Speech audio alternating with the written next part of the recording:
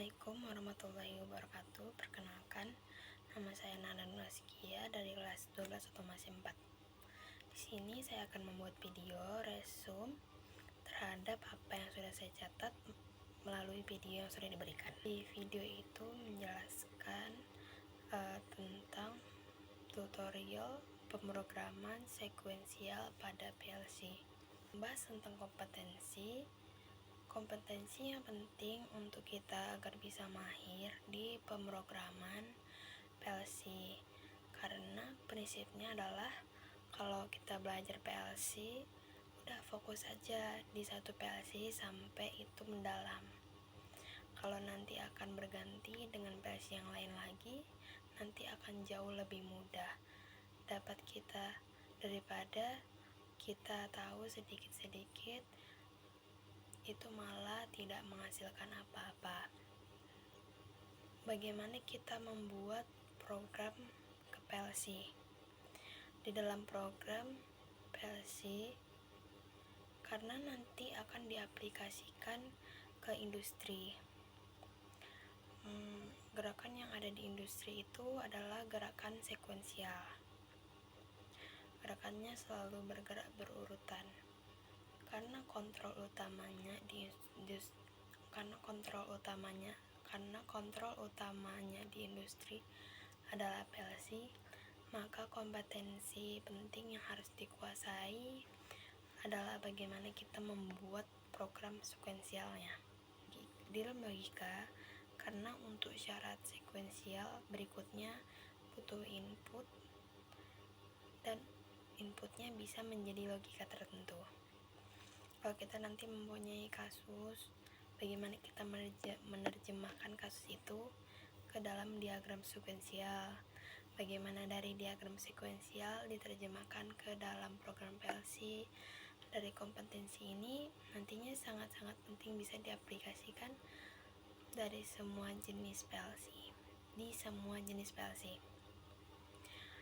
bahkan ini juga bisa diaplikasikan dengan kontrol dengan menggunakan relay sebelum PLC ditemukan. Bagaimana diagram sekuensial itu dibuat? Diagram sekuensial itu selalu mengandung input, diurut dari input 1, bisa mengandung logika tertentu. Logikanya bisa AND, OR, NAND, NOR, exclusive OR, atau logika yang lain.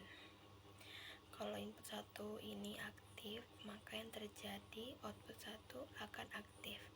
Gerakan sekuensialnya kemungkinan seperti itu. Jika output 1 ini sudah aktif, maka butuh gerakan berikutnya, dan itu pasti menunggu syarat juga. Input 2 dengan logika tertentu, kalau sudah aktif, maka yang terjadi output 2 akan aktif. Setelah output 2 aktif, maka gerakan berikutnya itu menunggu syarat. Asumsi ini hanya 2 sekuen saja. Syarat terakhir ini akan mereset sistem. Mungkin itu cara sederhana untuk menerjemahkan gerakan sekuensialnya. Kurang lebih menerjemahkan sekuensial mesinnya ke dalam program PLC dengan membuat diagram sekuensial.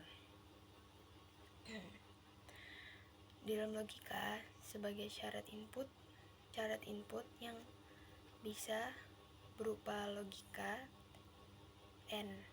Misalnya, kita memiliki 3 input di dalam tabel kebenaran yang terdapat di video tersebut. Di tabel kebenaran di video tersebut itu, jika kita memiliki 3 input, maka akan ada 8 kemungkinan. Karena 2 pangkat N sama dengan 2 pangkat 3 sama dengan 8 kemungkinan yang akan terjadi. Semua inputnya mati sampai kemungkinan terakhir semua inputnya aktif. Semua on, semua off. Semua nilainya 0, semua nilainya 1. Logika N adalah logika di mana jika semua input aktif, maka outputnya aktif.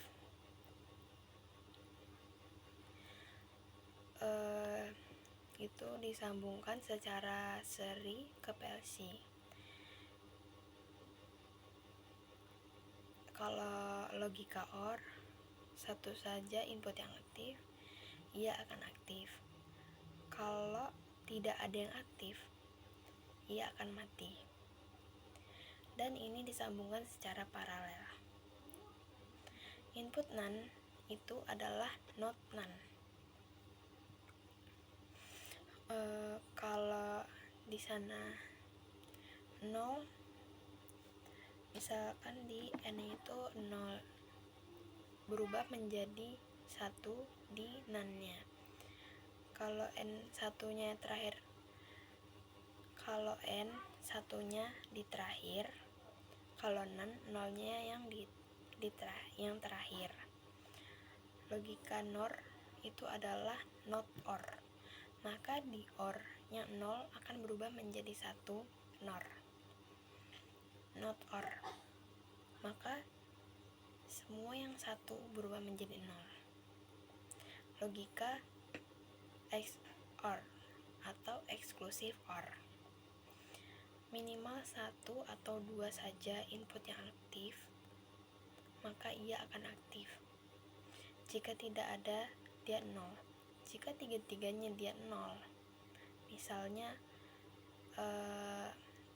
exclusive OR dibuat seperti itu. Nah, ini akan menjadi syarat untuk input bisa AND, OR, NAND, NOR, dan lain sebagainya. Selanjutnya,